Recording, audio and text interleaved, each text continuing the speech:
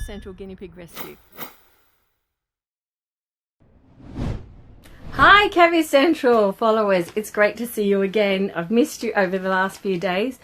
We had one surrender in particular which was quite a sad surrender.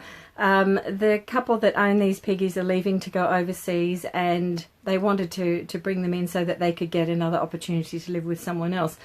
But as part of that, they also had some issues that they'd picked up on, and it raises the whole question of what it is to be Cavy savvy. And that's what I want to share with you today, because Cavy savvy is something we have talked about for years and years and years, and it is basically being knowledgeable about these small animals. And there's not enough good knowledge out there in terms of their care, and we need to share that. We need to help people understand a great deal more than what they currently do.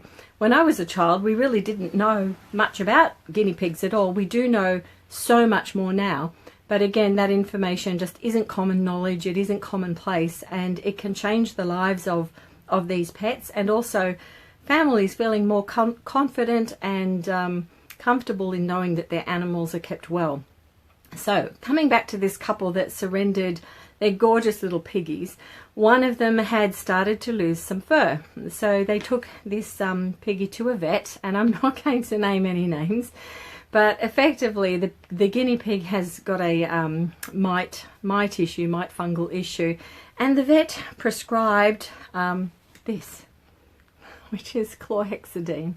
And this is actually used as an antiseptic. It's not what we would use for mite treatment at all.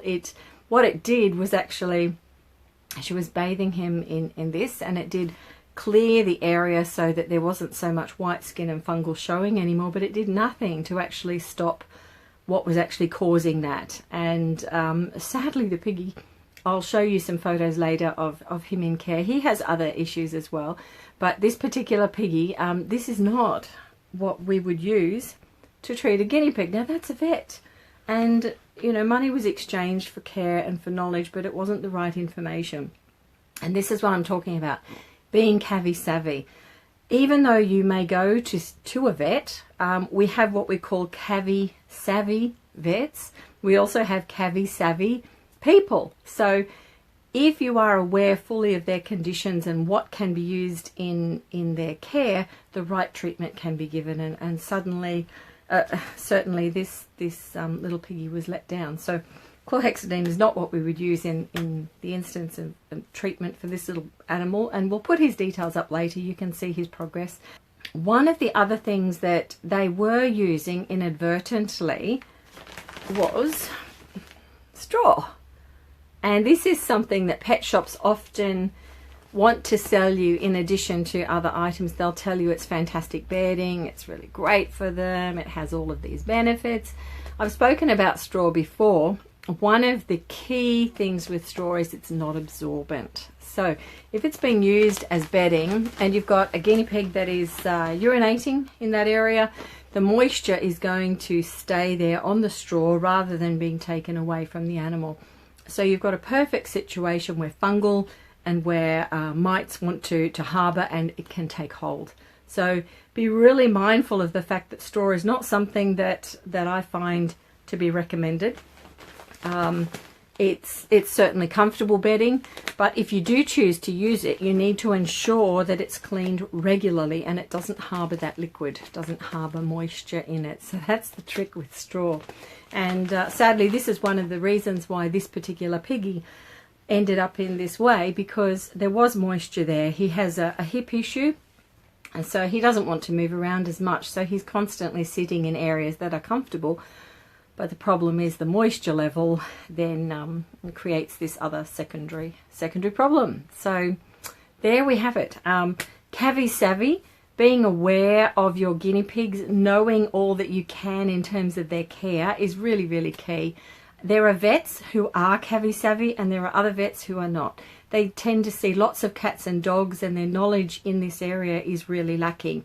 Sadly, if you go to one of these vets and you get this sort of treatment, you want to trust them, but sadly it's not the right treatment, and they need to be a little bit more aware.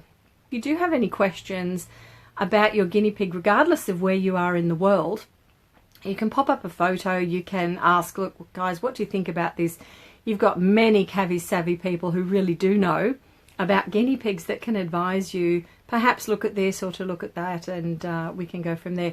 Medical emergencies aside, finding someone who can give you the correct advice is really key, and you'll find lots of that information in this. Yeah, certainly this is a bit of a shock to have seen this being dispensed in this particular instance. It's quite sad. So yes, over the weekend we had 2 guinea pigs who have been with us for some time find a home, and those boys are utterly gorgeous, so I'll upload some photos later, but they've found a fantastic home with a wonderful couple. We have at the same time had 7 guinea pigs come into care, all through different scenarios. So we had a surrender of 2 that I've already talked about, where sadly they were given incorrect advice. We have another surrender of 3 girls that have come through, and those girls do have some issues, so they'll be here for a little while. And we have, oh yes, a guinea pig that was found dumped about 10 days ago with blood all over it.